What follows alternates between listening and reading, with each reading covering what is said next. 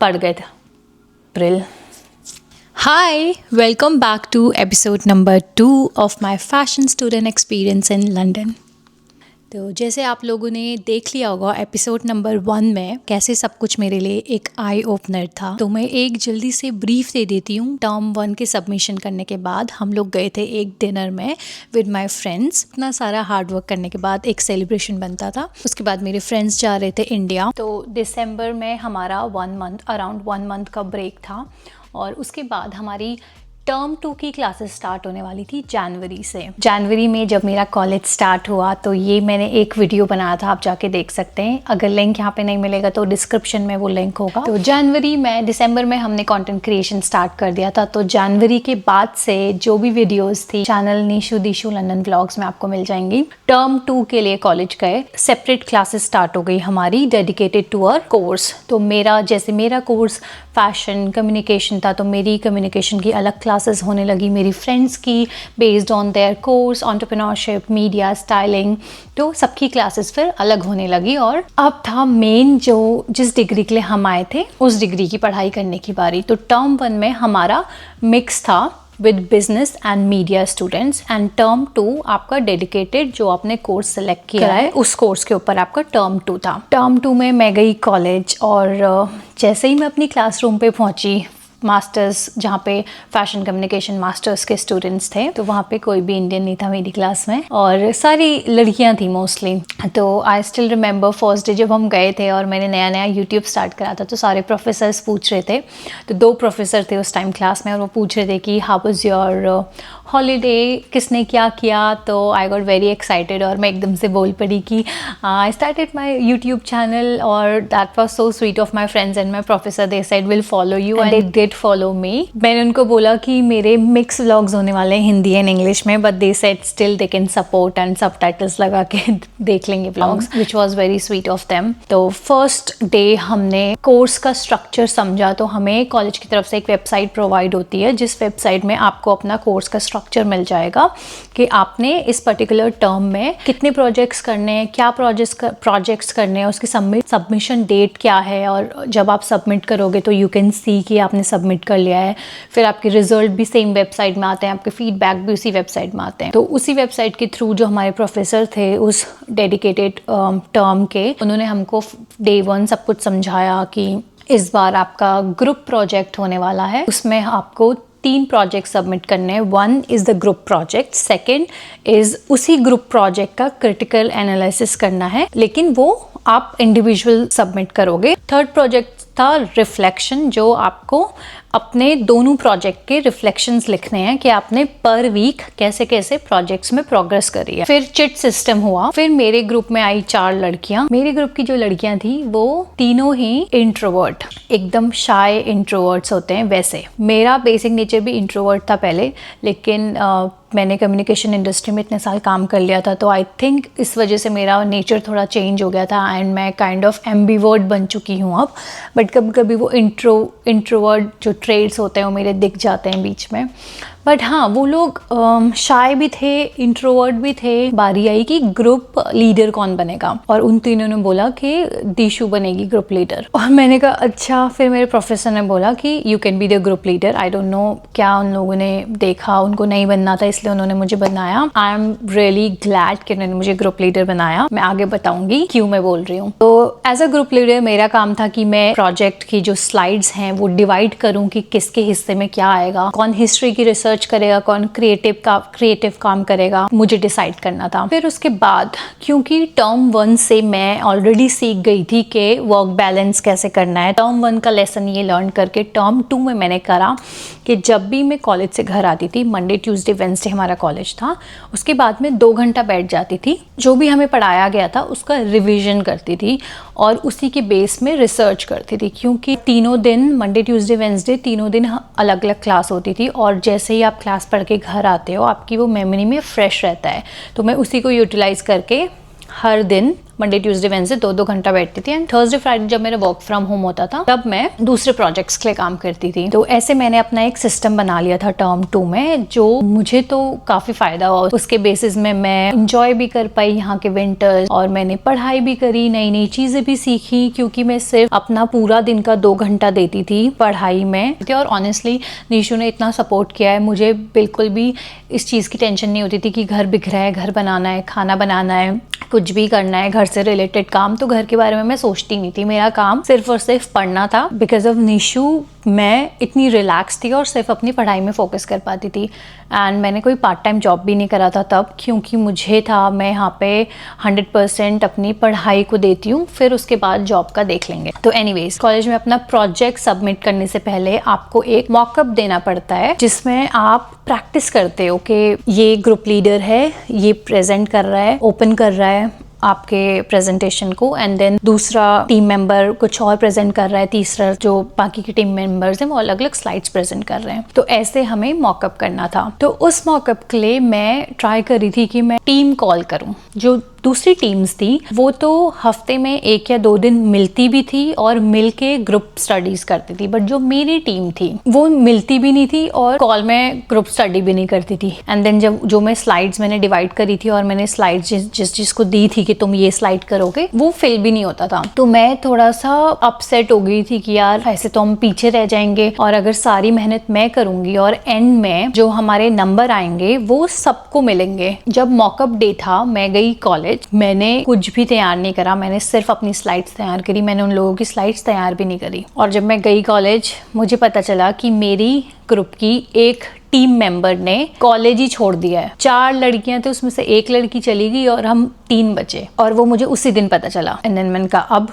इसका काम कौन करेगा, चलो कोई नहीं, हम 3 लोग थे, हमने प्रेजेंट करा और उसमें से 1 लड़की कॉलेज ही नहीं आई प्रेजेंट वाले दिन, तो हम बचे 2 लड़कियां। तो मैंने प्रेजेंट करा अपना पार्ट जो क्रिएटिव पार्ट था, और जो दूसरी लड़की थी उसने अपनी डायरी में नोट्स लिखे हुए थे, उसका हिस्ट्री का कुछ रिसर्च करना था, तो उसने अपनी डायरी में पॉइंट्स लिखे थे। तो प्रोफेसर को दिख रहा था कि मैं स्ट्रगल कर रही हूँ। मैंने उस दिन एक प्रोफेसर से मीटिंग करी और उस मीटिंग में मैंने बोला कि मेरी एक टीम मेंबर छोड़ के चली गई है, ये लोग मिलते नहीं हैं जिसमें हम ग्रुप स्टडी कर सकें, मैंने इनको स्लाइड्स बना के दिए हैं, वो स्लाइड्स ये लोग फिल नहीं करते हैं, तो मुझे नहीं समझ आ रहा है मैं कैसे डील करूं इनसे। एंड उसने सारी बातें सुनी अच्छे से, सब कुछ डिसीजन लिया। मैंने उसको बोला कि मैं नहीं चाहती कि दूसरे की वजह से मेरे नंबर्स इफेक्ट हों, क्योंकि ऑलरेडी टर्म 1 में मेरा 50% कैप लग के परसेंटेज लो हो गई थी। तो जब मैंने अपने प्रोफेसर से बात करी उसके बाद मुझे काफ़ी लाइट फील हुआ, और उसने भी मुझे ये श्योरिटी दी कि अनफेयर नहीं होगा आपके साथ। और जब मैं वो मीटिंग रूम से बाहर आई, मुझे ना ऐसा फील हो रहा था कि वाओ, अपने लिए स्टैंड लेना कितना ज़रूरी होता है। तो आई थिंक वो लाइफ में फ़र्स्ट टाइम ऐसा था जब मैंने एक्चुअल अपने लिए स्टैंड लिया था। इससे पहले मेरा माइंडसेट ये था कि कोई बात नहीं, ऊपर वाला देख रहा है ना, वो कर लेगा। बट अब मुझे ऐसा लगता है कि ऊपर वाला तो देख ही लेता है, बट कभी कभी आपको भी देखना पड़ता है। जो मुझे लाइफ में हमेशा निशु सिखाते रहते थे कि अपना स्टैंड लो, कि मेरा ऐसा नेचर नहीं है कि मैं जाके किसी की कंप्लेन करूं या किसी के साथ आर्ग्यूमेंट करूं, मैं हमेशा खुद को पुश बैक कर देती थी। बट यहाँ पे मैंने ये सोचा कि मैं इतने दूर इंडिया से लंदन पढ़ाई करने के लिए आई हूँ, और उसमें भी अगर किसी और की वजह से मेरे ग्रेड्स में फ़र्क पड़ रहा है, और मेरी जिस एक्चुअल चीज़ के लिए मैं यहाँ पे आई हूँ उसमें फ़र्क पड़ रहा है, और मैं इसमें भी नहीं बोलूँगी, तो फिर मैं क्यों इतना सब कुछ छोड़ के यहाँ आई हूँ। फिर तो मैं सेम वही बंदी हूँ ना जो मैं पिछले पास्ट में थी। तो मैंने अपने लिए स्टैंड लिया, और जैसे मैं मीटिंग रूम से बाहर आई मुझे फीलिंग एक बहुत ही लाइट वेटेड फील हुआ। मुझे लगा वाओ, अपने लिए बोलना कितना इंपॉर्टेंट होता है। और उसके बाद जब मैंने ये सब बोल दिया था अपने प्रोफेसर को, फिर मैं घर आई, मैंने सब कुछ अपना प्रेजेंटेशन में काम करना स्टार्ट करा, और फिर मुझे कोई फ़र्क नहीं पड़ रहा था कि कोई प्रेजेंटेशन में काम कर भी रहा है कि नहीं। मुझे था मैं अकेले बना के प्रेजेंट करूंगी, it is for me not for anyone else, क्योंकि मार्क्स तो अपनी जगह हैं, बट उन सब चीज़ों से जो मैं सीख रही थी दैट्स अ डिफरेंट थिंग। और उसी बीच में मेरी एक फ्रेंड यहाँ पे रहती थी जो सेम कोर्स कर रही थी फैशन मार्केटिंग में। तो वो और मैं जब भी मिलते थे हम अपने आइडियाज़ एक्सचेंज करते थे, और मैं उसे बताती थी कि मैंने ये पढ़ा है अपने कॉलेज में, और उसने जो भी नया सीखा होता था वो मुझे बताती थी।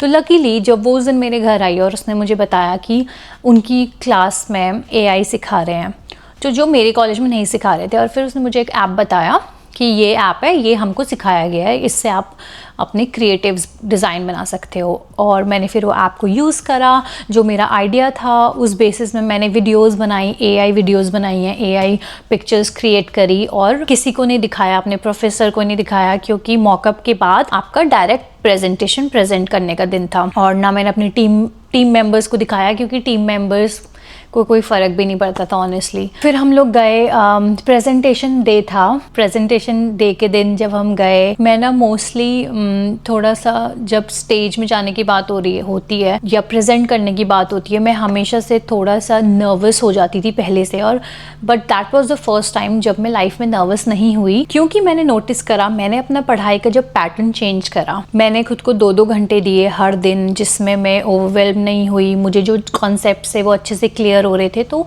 कहीं ना कहीं वो पूरे जो 2 महीने का टाइम था, उसमें जब मैं 2-2 घंटे खुद को दे रही थी, तो उस 2 घंटे में मैं अच्छी नॉलेज गेन कर रही थी। तो उस बेसिस में जब मेरा एक्चुअल प्रेजेंटेशन डे था, तो मैं बिल्कुल भी नर्वस, क्योंकि मुझे लग रहा था मैं फुल्ली प्रिपेयर्ड हूँ। और मैंने बोला कि मैं फ़र्स्ट प्रेजेंट करूँगी, क्योंकि मेरे साथ एक चीज़ है, अगर मैं पहले प्रेजेंट नहीं करूँगी और मुझे वो फिर लास्ट वाला पसंद नहीं आता है, ऐसे नर्वसनेस बैठे रहो कि नेक्स्ट मेरी चांस है, मेरी चांस है, तो I said let's eat the frog.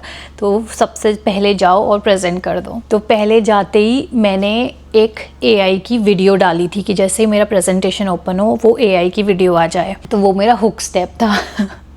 तो जैसे मैं स्टेज में गई, मैंने अपना प्रेजेंटेशन प्ले करा, और किसी का भी प्ले में प्रेजेंटेशन नहीं था, क्योंकि बाकी लोगों ने वीडियोस नहीं बनाई थी। ऐसा कुछ था नहीं कि आपको वीडियोस बनानी है, बस उस प्रेजेंटेशन में था कि आपको टेक्नोलॉजी और लग्जरी को मर्ज करना है। तो मैं स्टेज में गई और मैंने अपना प्ले करा, तो उसमें प्ले करते ही एक मेरी एआई की वीडियो आई, एंड देन मैं प्रोफेसर्स का रिएक्शन देख रही थी। दे वर लाइक वो, दे लिटरली सेड वो। और जब वो रिएक्शन मुझे मिला, मेरा जो कॉन्फिडेंस है वो और बूस्ट हो गया। मैंने कहा अच्छा, दे आर लाइकिंग इट, तो चलो अब आगे प्रेजेंट करते हैं। और फिर मैं प्रेजेंट करती जा रही थी, और जैसे जैसे मैं प्रेजेंट कर रही थी, मैं सामने जो स्टूडेंट्स हैं और प्रोफेसर्स हैं उनके रिएक्शन देख पा रही थी। तो उनके रिएक्शंस काफ़ी अच्छे और पॉजिटिव आ रहे थे, जो मुझे और ज़्यादा बूस्ट एंड मोटिवेट कर रहे थे उस टाइम अपनी प्रेजेंटेशन अच्छे से प्रेजेंट करने। और मेरी प्रेजेंटेशन लिटरली बहुत अच्छी गई। मुझे दूसरों के रिजल्ट से उस पॉइंट में कोई फ़र्क नहीं पड़ रहा था। मुझे था कि आज मैंने खुद को अपना इंटरनल सोल सेटिस्फाई किया है, तो मैं बस उसी चीज़ को लेके खुश थी। आपको लाइफ में अपना खुद का पर्सनल फियर और अपना पर्सनल लेवल पता होता है आपको, आप खुद से तो झूठ नहीं बोल सकते।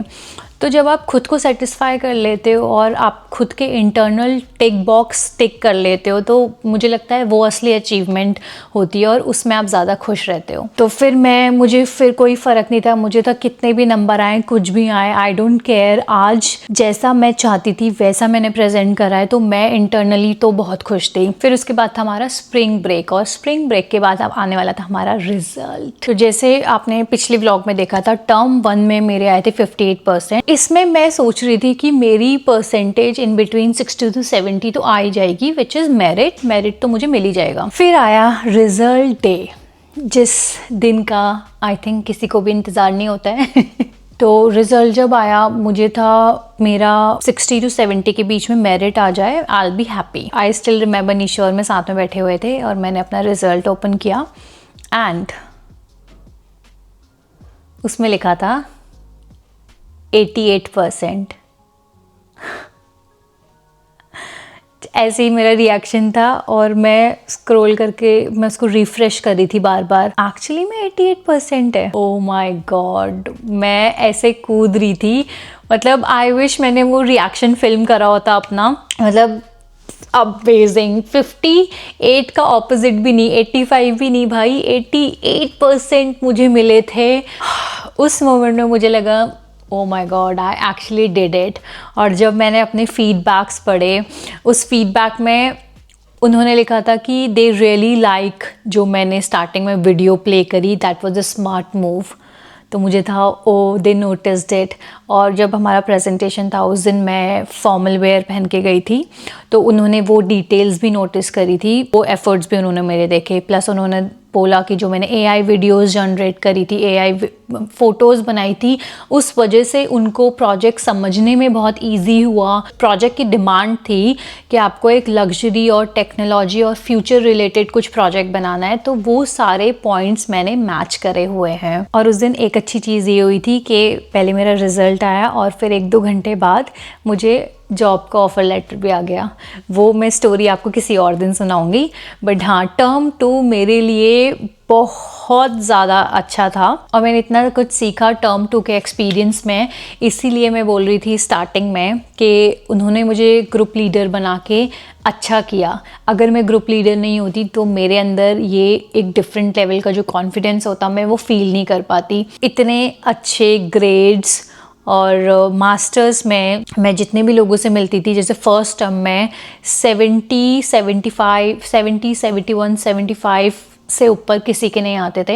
एंड दे सेट कि अगर 88 आए हैं तो that's a big big benchmark. और वो बस नंबर्स ने मेरा कॉन्फिडेंस इतना ज़्यादा बूस्ट करा। तो ये था मेरा टर्म 2 एक्सपीरियंस। और आज भी मैं वो दिन याद करके, आप मुझे देख सकते हो कि जो मेरी स्माइल से यू कैन अंडरस्टैंड कि मैं इतना खुश थी उस दिन। तो ये था मेरा term 2 experience as a fashion student in London. I hope आपको ये सीरीज़ अच्छी लग रही है। एंड टर्म 3 एक्सपीरियंस आने वाला है 9th of April, जिसमें मैं आपको बताऊंगी कि कैसे मैंने अपनी पार्ट टाइम जॉब के साथ साथ अपना कॉलेज मैनेज किया। तो इस वीडियो को यहीं पे एंड करते हैं, मिलते हैं आपसे टर्म 3 में। Thank you so much for watching, bye.